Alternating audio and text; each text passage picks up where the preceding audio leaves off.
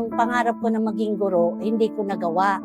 So ito pala yung ibibigay sa akin ni Lord. Hanggang sa ngayon, patuloy pa rin ako naglilingkod. Ay naku, naiiyak ako. Naipangako ko sa Diyos na kahit ako nagtatrabaho, magbibigay ako ng time para din.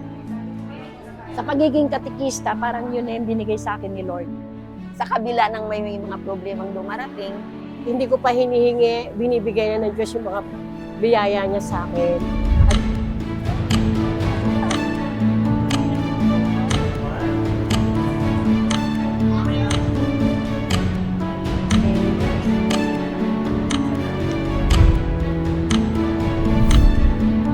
Masaya ako bilang katikista.